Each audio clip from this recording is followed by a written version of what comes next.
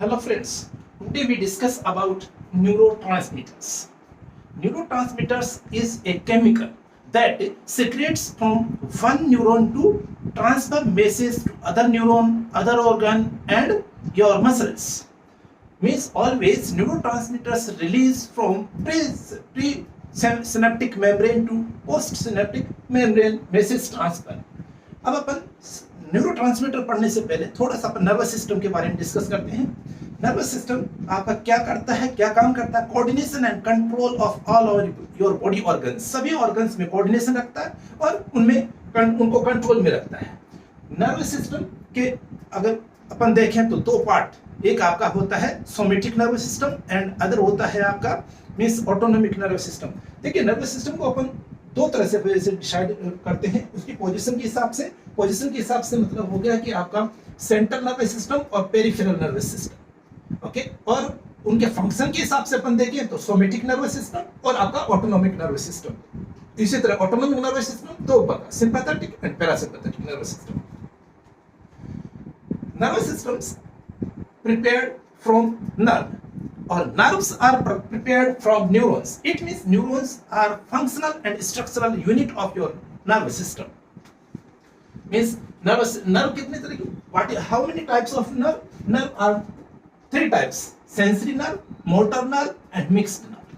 Sensory nerve transfer message organ to CNS and motor nerve transfer message from CNS to effector organ and mixed transfer message CNS to organ and organ to CNS, okay. Means अब आपको बात आती है कि mixed जो आपका nervous system है, neurons है, नर्व है, वो आपका पहले मैसेज कहां से कहां लेके जाएगी। अब जैसे अपन ने भी बात किया कि CNS टू ऑर्गन और ऑर्गन टू CNS, लेकिन ऐसा नहीं होता। पहले मैसेज आपका ऑर्गन टू CNS जाएगा और CNS से फिर आपका ऑर्गन तक आएगा। ये आपका मिक्स्ड का काम होता है। अब अपन थोड़ा सा स्ट्रक्चर ऑफ न्यूरॉन्स पढ़ते हैं। इसमें देखिए दो पार्ट होते हैं, एक सेल बॉडी वाला पार्ट होता है और एक आपका एक्सोन पार्ट होता है। सेल बॉडी में आपके बहुत सारी चीजें होती है, डेंड्राइट्स होते हैं।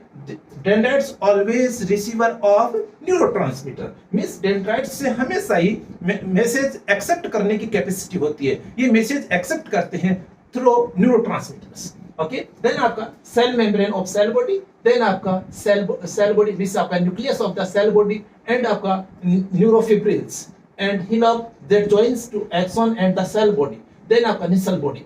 इस तरह से आपका एक्सोन में होता है स्वान सेल्स होती है, स्वान सेल्स का न्यूक्लियस आपका एक से साइड में होता है और आपका ये माइलिन शीथ होती है इसके ऊपर और आपका नोड ऑफ रेनवियर, न्यूरोलीमा, ये आपका लास्ट में इसमें आपका टर्मिनल मींस बटन्स होते हैं। इसको टर्मिनल फाइबर्स बोलते हैं, इनको टर्मिनल बटन्स बोलते हैं। Terminal buttons always have releasing property of neurotransmitter, means आपका हमेशा इसमें जो इंपल्स ट्रांसफर होगी न्यूरॉन्स में वो हमेशा हमेशा आपका यूनिडायरेक्शनल होगी, means always cell body to terminal button.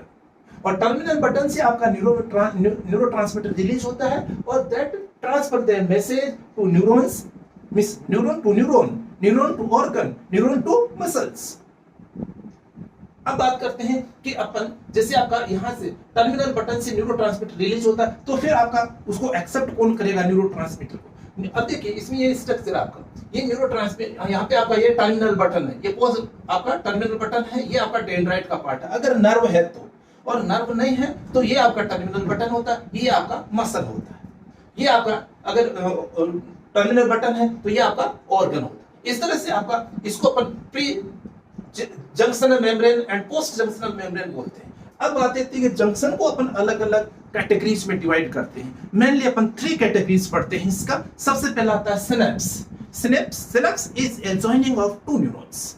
Synapse क्या है? जब दो न्यूरॉन्स आपस में, और ध्यान रखिएगा एक दूसरे से ऐसे अटैच नहीं होता है, ये आपका एक दूसरे में ऐसे गैप होता है सिनेप्स में, ओके। और जो गैप होता है उसे बोला जाता है सिनेप्टिक क्लेफ्ट बोला जाता है। यहां से आपका न्यूरोट्रांसमीटर रिलीज होता है और ये आपका उस न्यूरोट्रांसमीटर को रिसीव करता है और उसके बाद में आके आपका उसका रेस्पॉन्स करता है।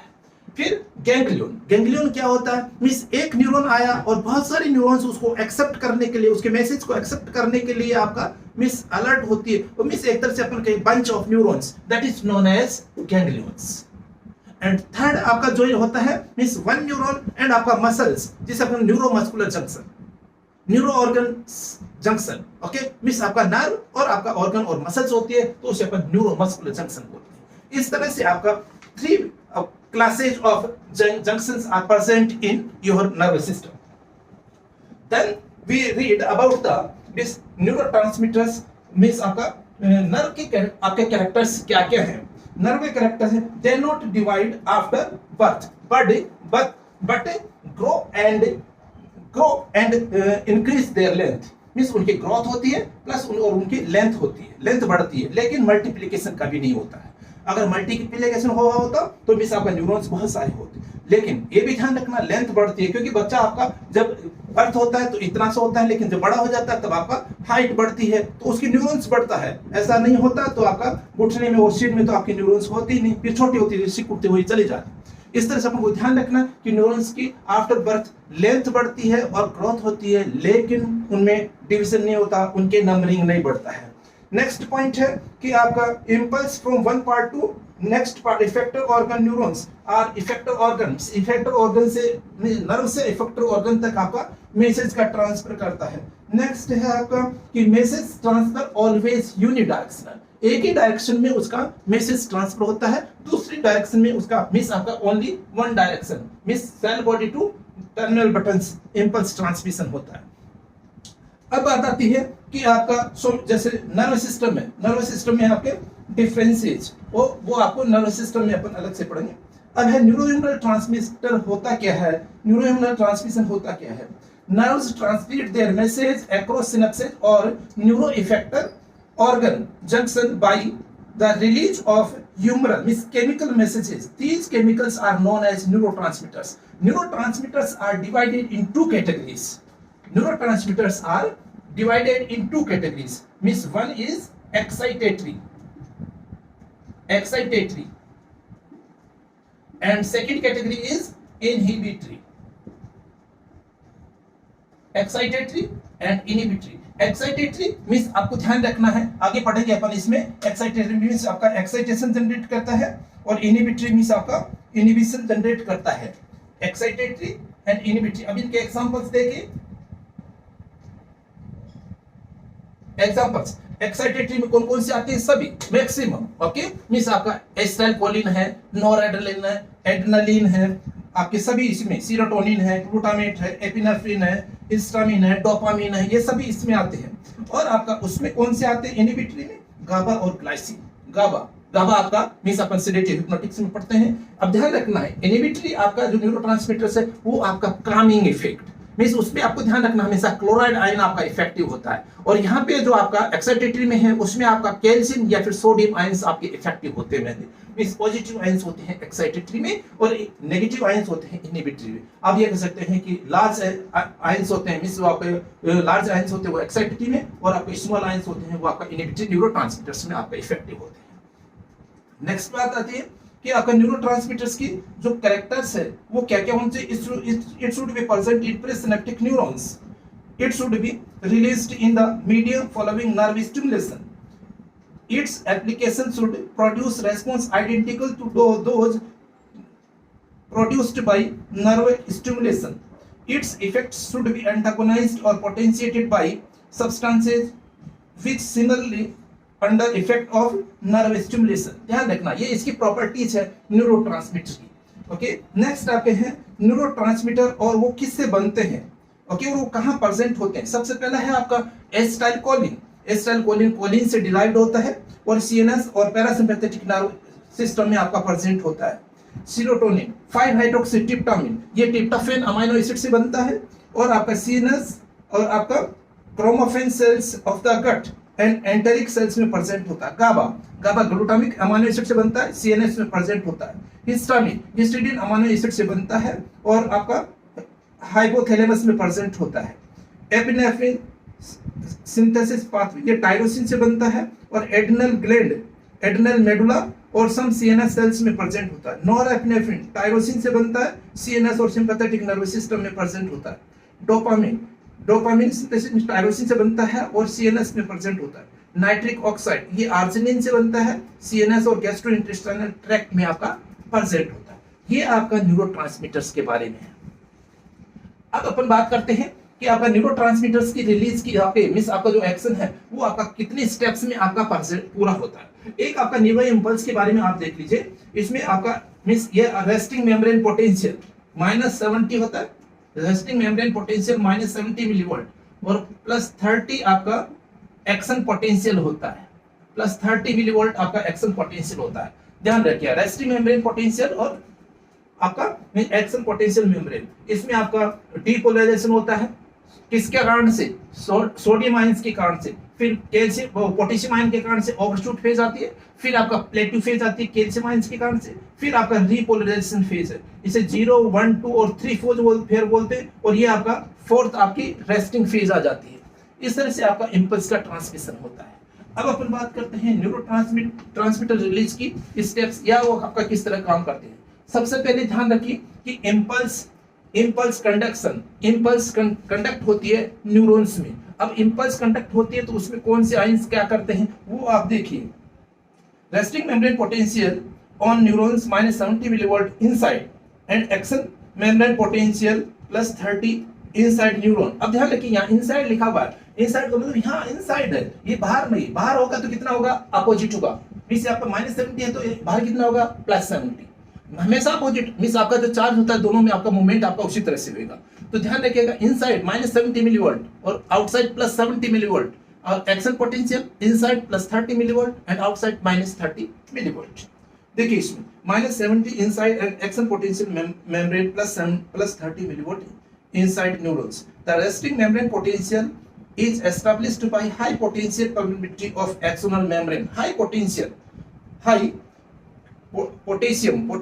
means K plus permeability of axonal membrane and high exoplasmic concentration of this ion coupled with low sodium Na plus permeability and its active extrusion. किसका एक्टिव एक्सट्रूजन, किसकी कमी है, सोडियम आयन अंदर कम है तो उसका एक्टिव ट्रांसपोर्ट होता है बाहर की साइड में from the neuron and stimulation arrival of an electrical impulse cause a, जब आपका स्टिमुलेशन पहुंचता है इलेक्ट्रिकल इंपल्स पहुंचती है तो आपका sudden increase in potassium sodium conductance, क्योंकि सोडियम आपका अंदर कम है बाहर ज्यादा है, तो जैसे इंपल्स पहुंचती है सोडियम इसके अंदर आपका एंटर करता है, उससे आपका डीपोलराइजेशन आपका जनरेट होता है and overshoot of calcium +2 ions and potassium ions then move out in direction of their concentration gradient. पहले अंदर है आपका पोटेशियम ज्यादा तो अब बाहर की साइड में आपका मूव करेगा and concentration gradient and repolarization occur. This action potential transfer to whole neuron and conduct impulse.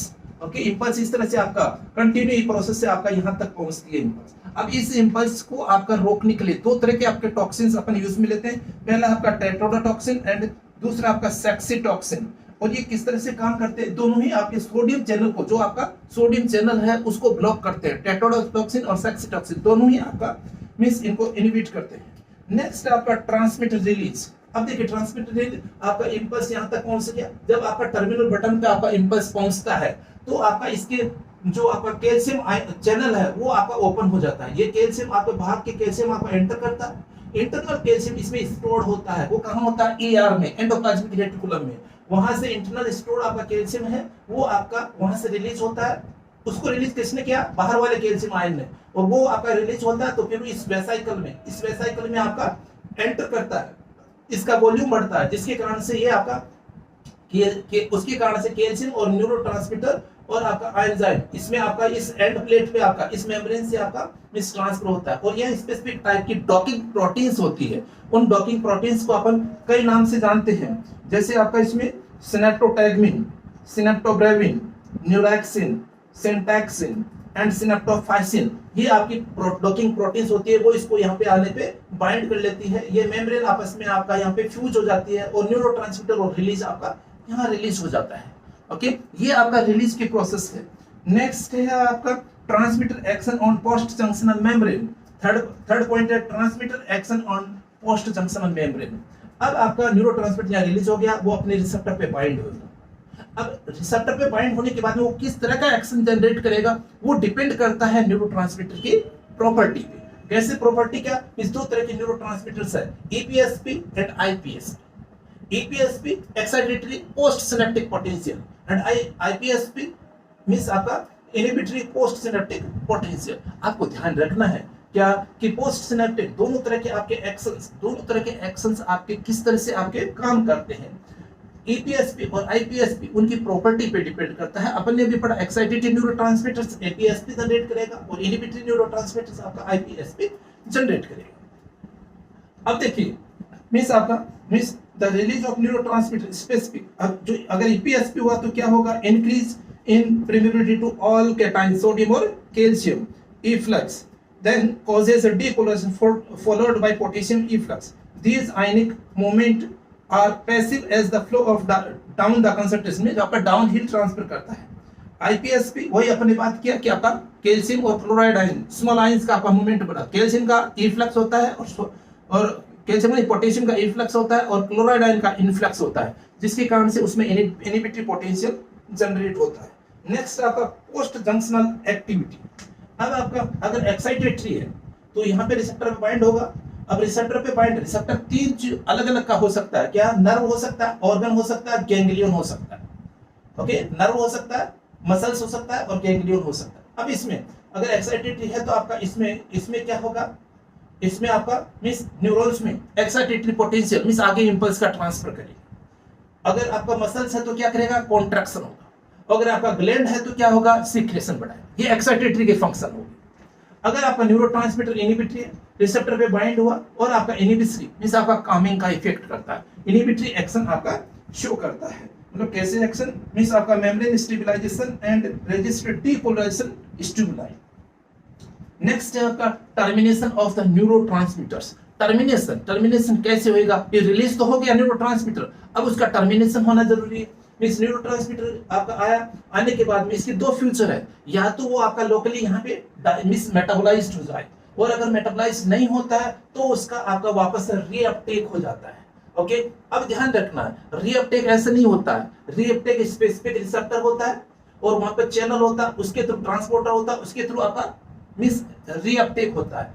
जो रीअपटेक करने के लिए जो आपके रिसेप्टर्स हैं, उन रिसेप्टर्स को बोला जाता है क्या, ऑटो रिसेप्टर्स, उन्हें कहा जाता है ऑटो रिसेप्टर। ध्यान रखने का, जिस नर्व एंडिंग से आपका न्यूरोट्रांसमीटर रिलीज हुआ है उसी न्यूरोट्रांसमीटर में अगर आपका मिस उसी नर्व में आपका न्यूरोट्रांसमीटर या उसी आपका प्री सिनेप्टिक मेम्ब्रेन में न्यूरोट्रांसमीटर वापस जाता है तो उसके लिए रेस्पॉन्सिबल सभी रिसेप्टर्स को अपन ऑटो रिसेप्टर कहते हैं। जैसे आप बात करें तो आपका 5ST 1D रिसेप्टर, ये आपका ऑटो रिसेप्टर है। ओके, उसमें जाता है और न्यूरॉन्स आपका पहला हो गया।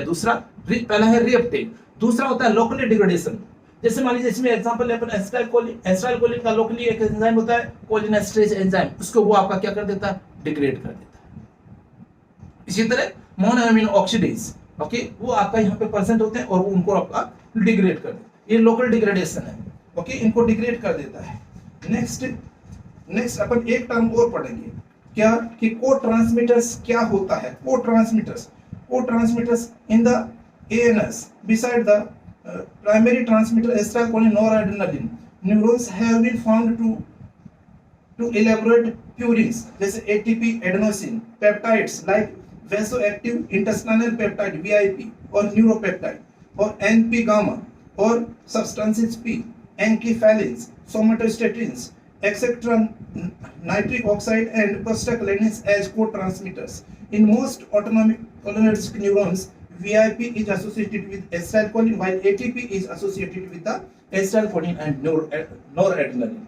इस तरह से ये आपका न्यूरोट्रांसमीटर्स का चैप्टर होता है। इसको आप बहुत अच्छी तरह से सुनिए और अगर कोई प्रॉब्लम आती है तो आप कमेंट्स बॉक्स में लिखिए और जितना हो सके उतना अपने फ्रेंड्स, अपने जूनियर्स और अपने स्टूडेंट्स को वीडियो को शेयर करिए, लाइक करिए, सब्सक्राइब करिए, जिससे कि आपको मैक्सिमम बेनिफिट मिल सके।